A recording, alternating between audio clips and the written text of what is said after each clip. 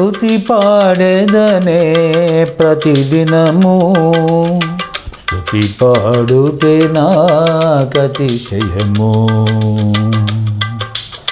స్తుతి పాడేదనే ప్రతిదినము స్తుతి పాడుటే నాకతిశయము ధవళవర్ణుడా మనోహరుడా రత్నవర్ణుడా నా ప్రియుడా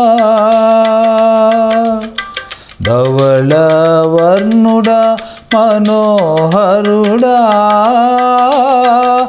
రత్నవర్ణుడా నా ప్రియుడా స్తుతి పాడేదనే ప్రతిదినము స్తుతి పాడుటే నాకతిశయము ఆరాధించేద అరుణోదయమున అమరుడ నిన్నే ఆశ తీరా ఆరాధించేద అరుణోదయమున అమరుడ నిన్నే ఆశ తీరా ఆశ్రిత జన పాలక అందుకో నా స్తుతి మాలిక ఆశ్రిత జన పాలక అందుకో నా స్తుతి మాలిక ధవళవర్ణుడా మనోహరుడా రత్నవర్ణుడా నా ప్రియుడా స్తుతి పాడేదనే ప్రతిదినము స్తుతి పాడుటే నాకతిశయము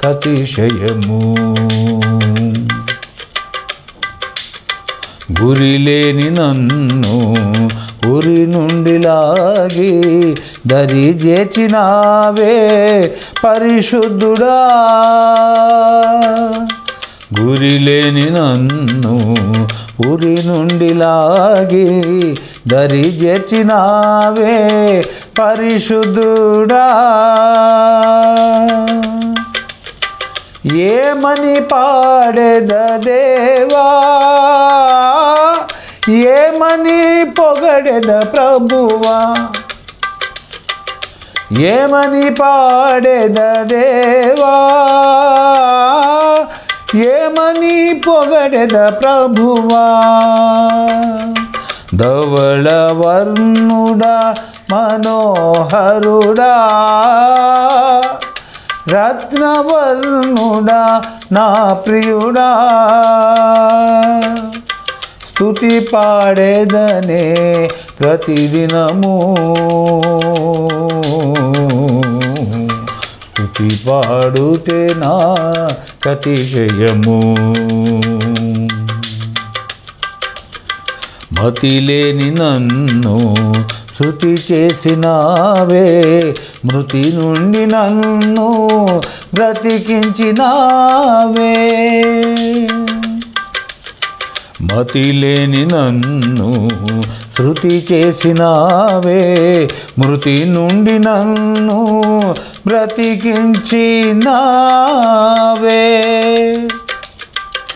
నీ లతనై పాడెద దేవా పతివని పొగడెద ప్రభువా నీ లతనై పాడెద దేవా పతివని పొగడెద ప్రభువా ధవళవర్ణుడా మనోహరుడా రత్నవర్ణుడా నా ప్రియుడా స్తుతి పాడేదనే ప్రతిదినము స్తుతి పాడుటే నాకతిశయము స్తుతి స్తుతి పాడేదనే ప్రతిదినము స్తుతి పాడుటే నా అతిశయము. హల్లెలూయా. ప్రభునామానికి వందనాలు. మీ అందరూ కూడా ప్రభు పేరిట వందనాలు. ఇప్పుడు దైవజనులు కందుల దేవదనం అయ్య గారు మనకు దైవ సందేశాన్ని అందిస్తారు. క్రీస్తునందు ప్రియమైన ప్రార్థనా టీవీ మరి ప్రేక్షకులందరికీ ప్రభువును మన రక్షకుడైన యేసు క్రీస్తు వారి ఘనమైన ప్రశస్తమైన దివ్యమైన నామంలో మీ అందరికీ శుభవందనాలండి. బాగున్నారా? సంతోషం. ఈ నెల లాస్ట్ సండే దేవుడు మనలను నడిపించినందుకు దేవునికి కృతజ్ఞతలు. ఈ ప్రశస్తమైన సమయంలో మిమ్మల్ని ప్రేమపూర్వకంగా ఆహ్వానిస్తూ ఉన్నా. రండి, దేవుని ఆత్మస్పిరిట్ ప్రజ్వలింపబడాలి. దేవునితో రిలేషన్, ఆ బంధం, దాని ద్వారా మనము దేవుని సన్నిధిలో మనము ఎదగాలి. దేవుని సన్నిధిని మనము అనుభవించాలి. దేవునితో కలిసి మనం జీవించాలి. ఇవన్నీ మనము నేర్చుకోవాలంటే కంపల్సరిగా దేవుని సన్నిధి అవసరం మనకి. కనుక మిమ్మల్ని ప్రేమపూర్వకంగా ఆహ్వానిస్తూ ఉన్నా. రైట్, ఇక మనం ఏం చేద్దామంటే వాక్యపు లోతునకు మనం బయలుదేరుతున్నాం. మన హృదయములను సిద్ధం చేద్దాం. వినగల చెవి, గ్రహించగల హృదయం మనకు దేవుడు అనుగ్రహించునుగాక. అట్టి కృపతో నింపుబడునుగాక. ఇక రండి వాక్యం లోతునకు వెళ్దాం. పరిశుద్ధ గ్రంథంలో నుంచి కీర్తనకారుడు గానం చేస్తూ ఒక మాట మాట్లాడుతున్నాడు. 36వ కీర్తన 8వ వాక్యము మనము చదువుకున్నాము ఒకసారి. నీ మందిరము యొక్క సమృద్ధి వలన వారు సంతృప్తి నొందుచున్నారు. ప్రార్థన చేసుకుందాం. మహాగణుడవైన పరిశుద్ధుడవైన తండ్రి, మా మంచి బోధకుడవై మాకు బోధించండి. పరిశుద్ధాత్మ దేవుడా, కొంత సమయము మాతో మీరు ఉండి, మీరు మాట్లాడి, ప్రతి హృదయము తాకి, ఈ మాటల చేత మా హృదయాలు పరిమిళించబడటానికి కృప అనుగ్రహించమని, బ్లెస్సింగ్ పొందటానికి కృప అనుగ్రహించమని యేసు నామములో ప్రార్థన చేస్తున్నా తండ్రి. ఆమేన్, ఆమేన్. ఇక నా వాక్యపు లోతునకు బయలుదేరుతున్నాం. సిద్ధపడండి. నీ మందిరము యొక్క సమృద్ధి వలన వారు సంతృప్తి నొందుచున్నారు. చూసారా, మందిరం అంటే సంతోషము ఉండాలన్నా, సమృద్ధి ఉండాలన్నా,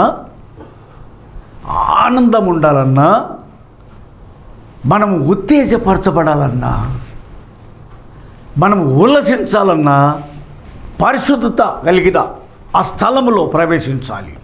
మందిరము ఒక పరిశుద్ధమైన స్థలం.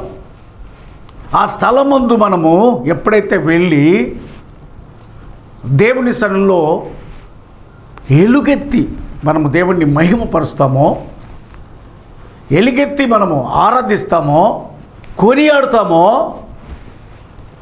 ఆ సంతోషం అనేది, ఆనందం అనేది మనకు దక్కుతుంది. సమృద్ధి అనేది మనకు దక్కుతుంది. సమృద్ధి దీవెనలు ఉంటాయి. ఎక్కడంటే యెహోవా యొద్ద దొరుకు. యెహోవా దొరుకు కాలమున మీరు వెతకుడి అంటాడు వాక్య స్పిరిట్లో. వాక్యము మనకు ప్రజలింపబడే సమయాకులంగా ఆయన దొరుకు కాలం ఎక్కడ దొరుకుతుంది అంటే మనకు మందిరములో దొరుకుతుంది. దేవుని యొక్క సన్నిధిలో దొరుకుతుంది. దేవుని యొక్క మరి ఆ అనుగ్రహము మనం పొందాలంటే దేవుని యొద్ద మనకు దొరుకుతుంది. ఆయన ఎదుట మనకు దొరుకుతుంది. ఆయనతో రిలేషను ఆయనతో సంతసించటానికి, ఆయనతో కలిసి మనము ఆరాధించటానికి మనకు దొరుకుతుంది, సమృద్ధి దొరుకుతుంది. యెహోవా మనకు దొరుకు కాలంలో మనము ఎతకగలిగితే మనకు సమృద్ధి దొరుకుతుంది. అయితే 7వ వాక్యంలో, దేవా నీ కృప అమూల్యమైనది, నీ కృప ఎంతో ఎంతో, అబ్బా ఇక వర్ణనాతీతం. ఎంతో అంటే మనము లెక్కించలేము, దాన్ని వివరించలేము, ఇంత అంతని మనము కొలవలేము. నీ కృప ఎంతో అమూల్యమైనది.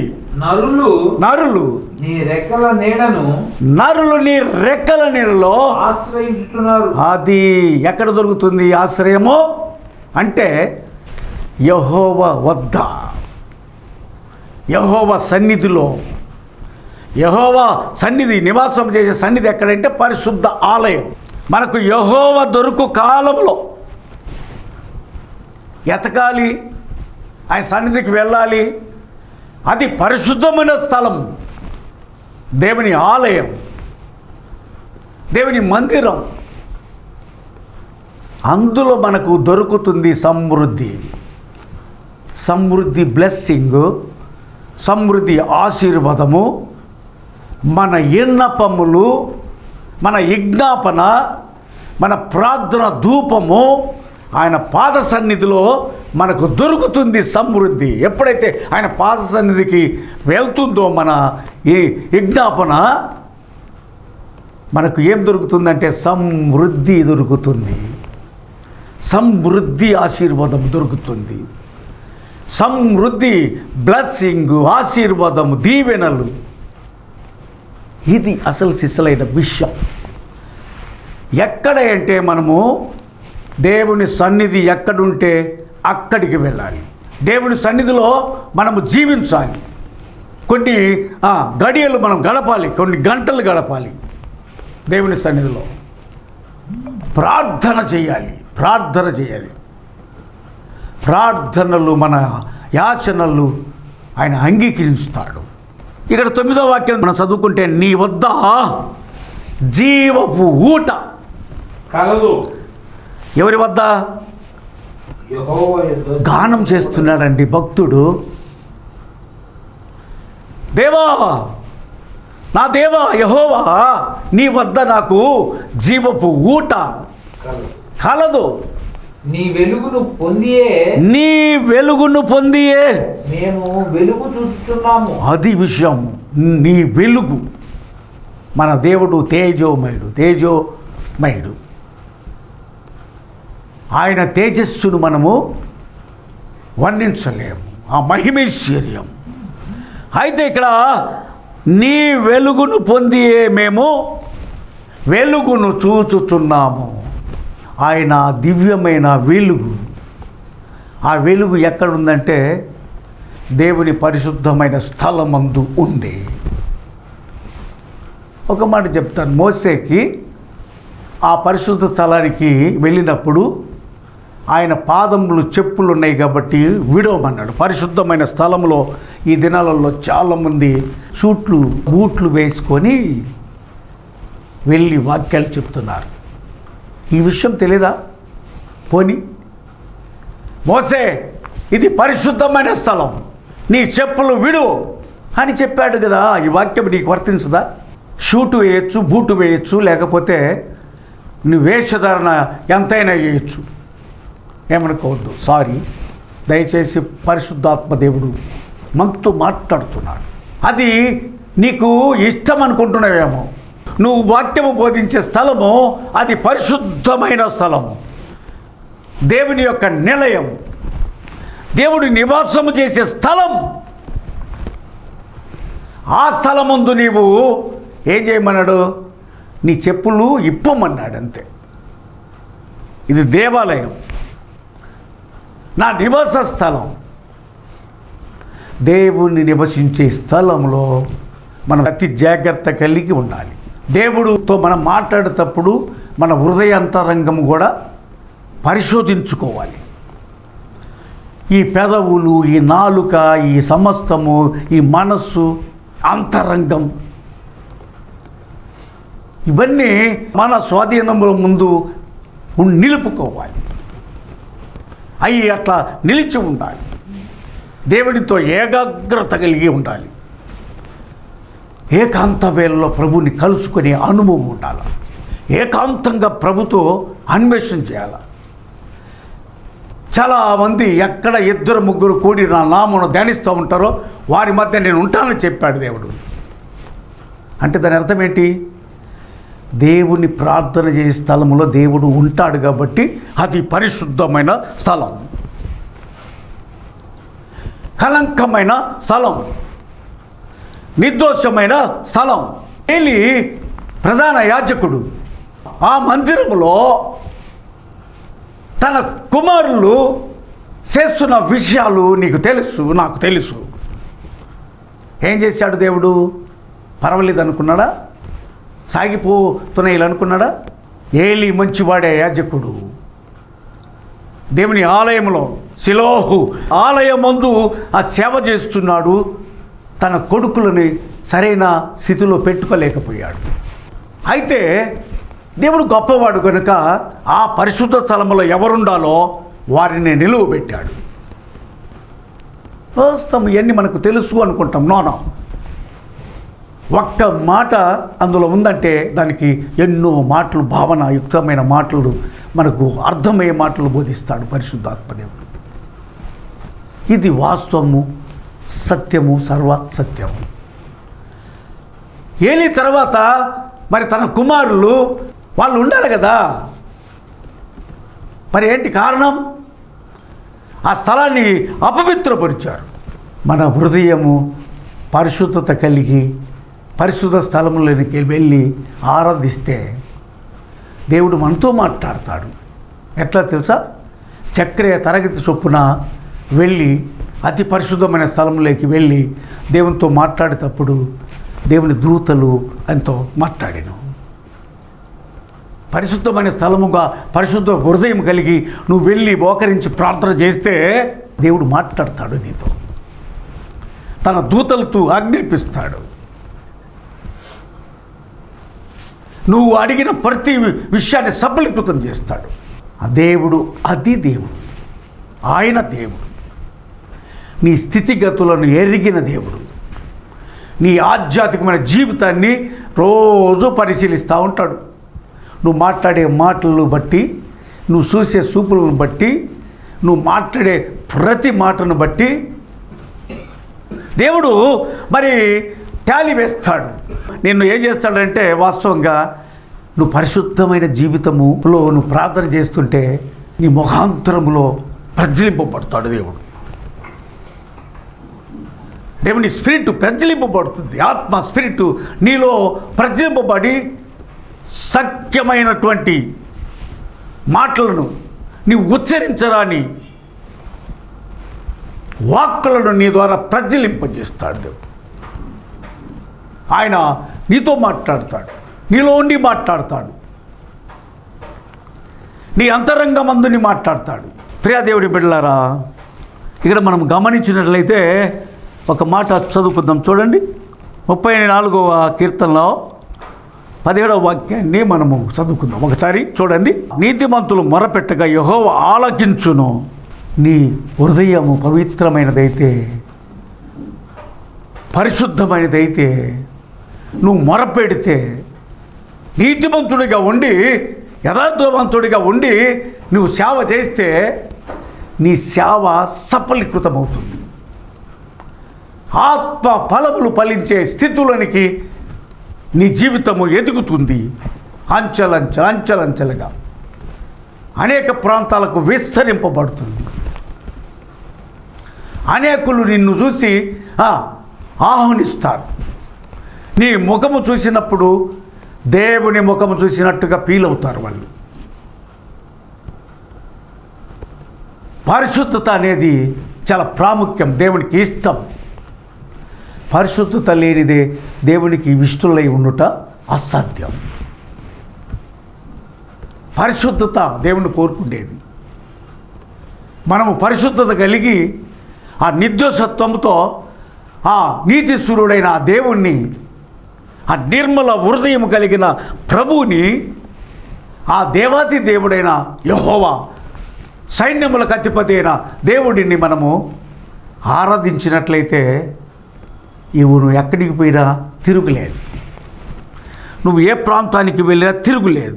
అయితే ప్రియ దేవుని బిడ్డలారా, మనం గమనించినట్లయితే ఇక్కడ మనము చూసినట్లయితే 37వ కీర్తన 16వ వాక్యాన్ని మనం ఒకసారి చదువుకుందాం. నీతిమంతునికి కలిగినది కొంచెమైనను బహుమంది భక్తిహీనుల కన్నా ధన సమృద్ధి కంటే భక్తిహీనుల ధన సమృద్ధి కంటే శ్రేష్టం. చూసారా, ఏది శ్రేష్టమో, ఏది పనికి మాలిదో ఎన్ని ప్రభువు పొందుపరిచాడు మనకి. భక్తుడు గానం చేస్తున్నాడు దావీదు మహారాజు. ఆయనతో రిలేషను కలిగి ఆయన అడుగుజాల్లో ప్రయాణం చేసి ఆయన గురించి తెలుసుకొని, తన తాత ముత్తాతల కానించి తెలుసుకొని, మన దేవుడు ఎవరు, ఆయన ఎంత గొప్ప కార్యాలు చేశాడు, ఎన్ని ఆశ్చర్యకార్యాలు చేశాడు, మన పితరులు ఎలాగా దాస్యత్వం అనే కాడి కింద నుంచి విడుదల చేశాడు, వారిని ఎంత గొప్ప వారిని చూస్తేనే భయపడేటట్టుగా చేశాడు. పరిశుద్ధత కలిగి నువ్వు ఎప్పుడైతే ఉంటావో నిన్ను చూస్తే భయపడతారు, అన్యులు భయపడతారు, దేవుని ఎరగని వాళ్ళు భయపడతారు. అయ్యో వస్తున్నాడయ్యా దైవజనుడు అని. కనుక ప్రియ దేవుని బిడ్డలారా, మనము ఆశీర్వాదం పొందాలంటే చూడండి 37వ కీర్తన 22వ వాక్యం మనం చదువుకుంటే, మనము యెహోవా ఆశీర్వాదము నొందిన వారు భూమిని స్వతంత్రించుకొందురు. భూలోకములో నువ్వు ఎక్కడికైనా వెళ్ళు, భూమిని స్వతంత్రించుకుంటారంటే ఈ చివరి నుంచి ఆ చివరకు ఆక్యుపై చేయమని కాదు. వాళ్ళతో వాళ్ళతో చేసి నువ్వు సొంతంగా నాది అని చెప్పటం కాదు. స్వతంత్రించుకోవటం అంటే భూలోకం అంతగా నువ్వు ఎక్కడికి వెళ్ళినా దేవుని సన్నిధి నీకు ఇస్తాడు అని దాని అర్థం. దేవుని సన్నిధిలో నేను భూలోకంలో ఎక్కడైనా స్వతంత్రుడై ఉంటామని, ఏ ప్రాంతానికి వెళ్ళినా నా కుమారుడు వచ్చాడని పరిశుద్ధాత్మ దేవుడు వారికి తెలియపరుస్తాడు అని దాని అర్థం. స్వతంత్రించుకుంటారంటే భూమిని, దాని అర్థం అది. అంతేగాని భూమిని ఈశ్వరి చాశ్వరి కొన్నాను, ఇదంతా నాదే, నో. ఆకాశము ఆయన సింహాసనము, భూమి ఆయన పాదపీఠం. అందుకే శిష్యులకు మాట చెప్పాడు, ఏమని? సర్వ సృష్టికి వెళ్ళి మీరు సువార్తను ప్రకటించండి. సర్వ సృష్టి, భూలోకం అంతా, భూమి అంతా నీ స్వాధీనంలో ఉంటుంది. ఆయన పాదపీఠము, నువ్వు ఎక్కడికి వెళ్ళినా ఆయన సన్నిధిని నీకు ఇస్తాడంటే. విషయము పరిశుద్ధాత్మ దేవుడు బోధించినప్పుడు మనకు అర్థమవుతాయి, అది అర్థమైపోదు. పరిశుద్ధాత్మ దేవుడు బోధిస్తే మనకు తెలుస్తుంది దాంట్లో తాత్పర్యం, ఆ ఆన్సర్ మనకు అట్లా ప్రజ్వలింపబడుతుంది. అంతేగాని మనం ఏదో చెప్పుకుంటూ పోయి అది ఇట్లా ఇది ఇట్లా ఎక్స్ప్రెషన్లు నీళ్ళు లోపల ఒకటి పెట్టుకొని బయటకు ఒకటి మాట్లాడితే దేవుడు అంగీకరించడు. అవి నీకే పనికి వస్తాయి. ఈ లోకంలో నువ్వేమైనా బతకటానికి పనికి వస్తాయేమో కానీ దేవుని సన్నిధికి పనికిరావు. దేవుని సన్నిధిలో ఉండాలంటే నీకేముండాలంటే నీ హృదయము కల్మషము లేకుండా ఉండాలి. దేవుని సన్నిధి పరిశుద్ధమైంది కనుక పరిశుద్ధంగా నువ్వు ఉండాలి. నీ హృదయ పరిశుద్ధత కలిగి ఉండాలి, పరివర్తన చెంది ఉండాలి. నువ్వు పరిశుద్ధాత్మ నీలోనికి వచ్చి నిన్ను వాడుకుంటాడు, నిన్ను నడిపిస్తాడు, అని చేతిలో పాత్రగా చేసుకుంటాడు. నువ్వు సాధనమైపోతావు దేవునికి. నువ్వు ఎక్కడికి వెళ్ళినా నీకు ఆహ్వానమే. భూలోకం ఎక్కడికి వెళ్ళినా నా కుమారుడు వచ్చాడు, పరిశుద్ధాత్మ దేవుడు తెలియపరుస్తాడు, పరిమిలింపజేస్తాడు నీ నామం, విస్తరింపజేస్తాడు నీ నామం.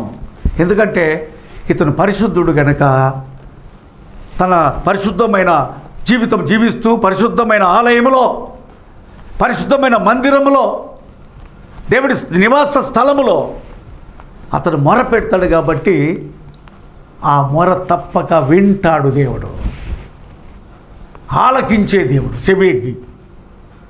ఆయన మన దేవుడు, ఆయన నజరేయుడైన యేసు మన కొరకు మరి ఆయన త్యాగం చేసిన త్యాగమూర్తి. ఆ జీవితం కావాలని కోరుకుంటున్నాడు దేవుడు. ఆ జీవితం ఉంటే నీకు తిరుగులేదు. ఎక్కడికి వెళ్ళినా నీకు భయము అనేది ఉండదు.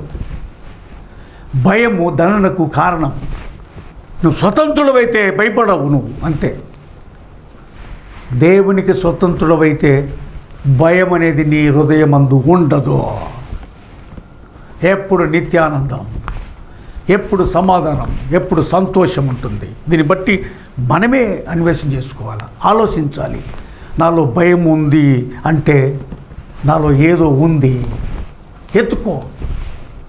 ఒకవేళ నువ్వు తెలుసుకోలేకపోతే, నా ప్రియ సిస్టర్, నా ప్రియ సోదరుడా, నువ్వు తెలుసుకోలేకపోతే దేవుని అడుగు, నీకు తెలియపరుస్తాడు. అబ్రహాముకు నేను తెలియకుండా ఈ పని నేను చేయను. నా స్నేహితుడు అబ్రహాం, నా ఇష్టానుసారుడు దావీదు, నమ్మకమైన వాళ్ళు అన్నాడు ప్రభు. నమ్మకమైన వారికి మెండైన ఆశీర్వాదములు కుమ్మరిస్తానంటాడు. ఆకాశవాక్యలు నిప్పి పట్టజాలని దేవుని ఆశీర్వాదం కుమ్మరిస్తానంటాడు. కనుక దేవుని బిడ్డలారా, ఇక్కడ చదువుకున్న వాక్యం, నీ మందిరము యొక్క సమృద్ధి వలన వారు తృప్తి నొందుచున్నారు.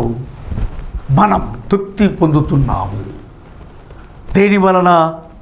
ఆయన సన్నిధిలో ఆయన ప్రసన్నత ఉంటుంది, ఆయన తేజస్సు ఉంటుంది, ఆయన మహిమైశ్వర్యం ఉంటుంది, ఆయన సమృద్ధి దీవెన ఆశీర్వాదములు ఆ స్థలములో ఉంటున్నవి, ఆ పరిశుద్ధ స్థలములో. కనుక ఎన్ని బ్లెస్సింగ్ మనకే.